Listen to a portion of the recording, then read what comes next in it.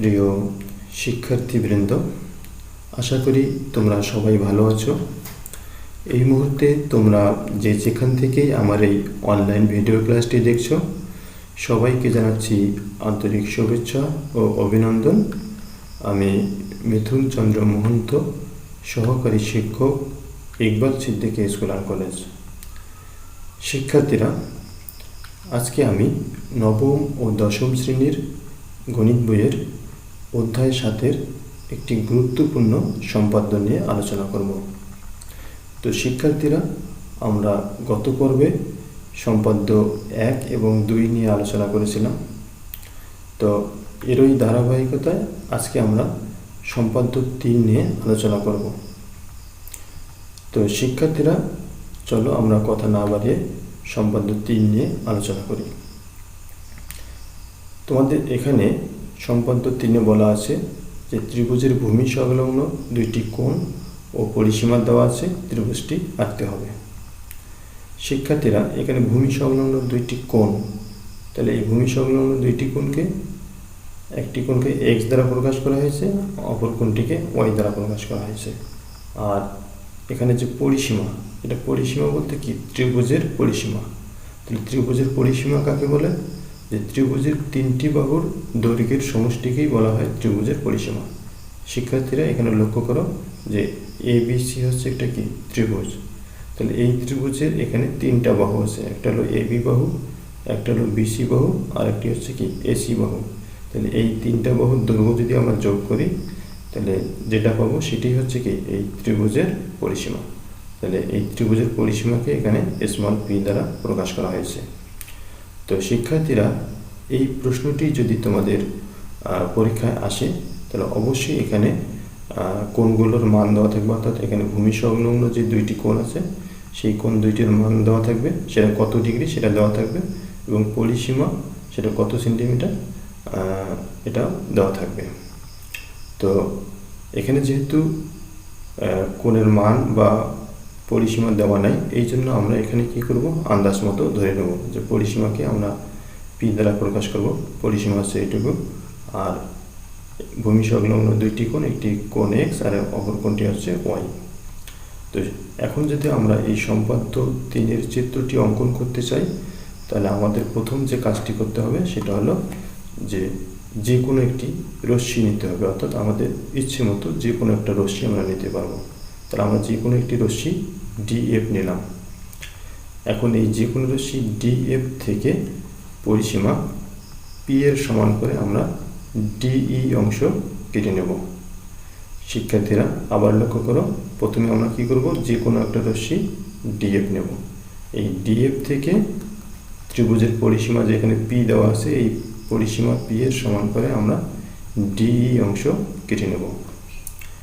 এখন এই DE রেখাংশের D বিন্দুতে কোণ x এর সমান করে আমরা কি করব? EDL কোণ আঁকবো। তাহলে আমরা এই কোণটা কিভাবে আঁকবো?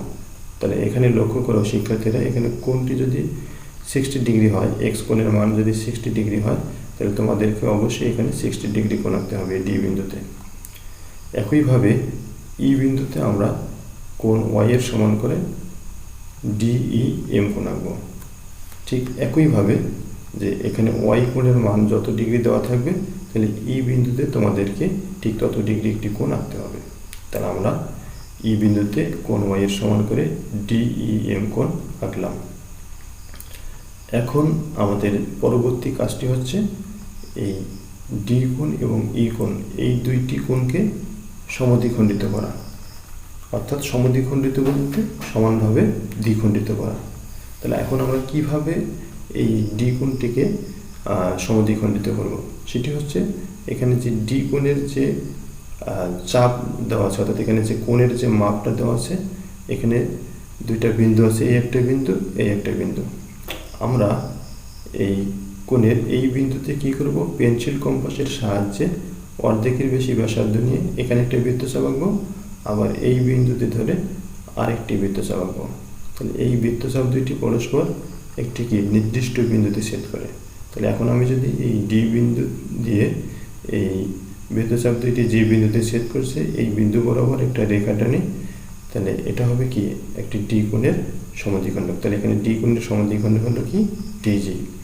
তাহলে একইভাবে আমি যদি এই ই কোণটিকে সমদ্বিখণ্ডিত করতে চাই তাহলে আমাদেরকে কি করতে হবে, এই যে এখানে যে বৃত্তচাপটি আছে, তাহলে এই বৃত্তচাপের এখানে দুইটি বিন্দু আছে, এই বিন্দু একটা, এখানে একটা বিন্দু।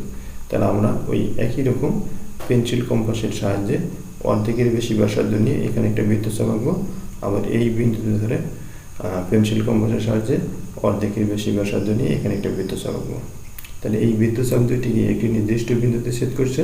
তাহলে এখন এই বিন্দু দিয়ে এই নির্দিষ্ট বিন্দু বরাবর যদি আমি একটা রেখা টানি তাহলে আমরা কি পাবো, ই কোণের সমদ্বিখণ্ডক পাবো। তাহলে এখানে ই কোণের সমদ্বিখণ্ডক হচ্ছে ইএইচ।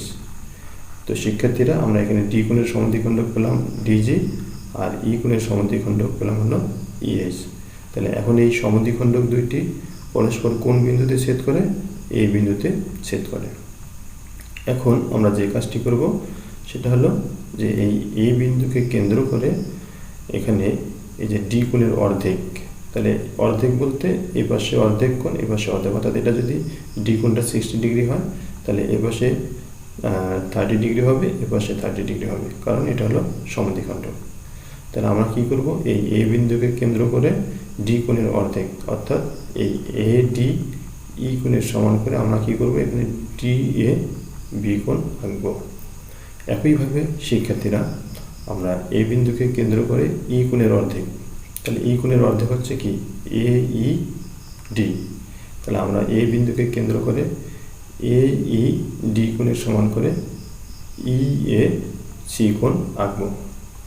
এখন এই এবি রশ্মি এবং এসি রশ্মি ডি রেখাংশকে কোন বিন্দুতে ছেদ করে, বি ও সি বিন্দুতে ছেদ করে। এখন যদি আমি এই এবি এবং এসি যোগ করি তাহলে কি পাই, একটা নির্দিষ্ট ত্রিভুজ পাই। সেই ত্রিভুজটির নাম হচ্ছে কি এবিসি ত্রিভুজ। তাহলে এটি হচ্ছে আমাদের উদ্দিষ্ট ত্রিভুজ। আশা করি শিক্ষার্থীরা তোমরা বুঝতে পেরেছ। তো এখানে যে কথাটি না বলেই নয়, যে তোমরা যদি জ্যামিতিতে সম্পর্কে ভালো কিছু করতে চাও তাহলে তোমাদেরকে অবশ্যই চিত্রটি ভালো করে বুঝতে হবে। তুমি যদি মুখস্থ করো তাহলে কিন্তু লিখতে পারবে না সঠিকভাবে, আর যদি তুমি চিত্রটি বুঝে বুঝে পড়ো তাহলে তোমাদের এটা অনেক দিন মনে থাকবে এবং পরীক্ষায় তুমি হুবহু বইয়ের ভাষা ব্যবহার না করেও তুমি নিজের ভাষা ব্যবহার করে এটার উত্তর দিতে পারবে। আশা করি শিক্ষার্থীরা তোমরা বুঝতে পেরেছ। তো আমি এতক্ষণ যে সম্পাদ্য 3 আলোচনা করলাম, তো এর আলোকে আমি তোমাদের একটি বালির কাজ দেব। এটি হচ্ছে যে ত্রিভুজের ভূমি সংলগ্ন দুইটি কোণ, একটি হচ্ছে 60 ডিগ্রি এবং অপর কোণটি হচ্ছে কি 45 ডিগ্রি, এবং পরিসীমা এখানে 12 সেন্টিমিটার দেওয়া আছে। তোমাদেরকে ত্রিভুজটি আঁকতে হবে। তো আশা করি শিক্ষার্থীরা তোমরা এই বাড়ির কাজটি করবে। তো এতক্ষণ তোমরা এই ভিডিও ক্লাসটি মনোযোগ সহকারে দেখার জন্য তোমাদের সবাইকে ধন্যবাদ জানিয়ে আজকের মতো এখানেই শেষ করছি। খোদা হাফেজ।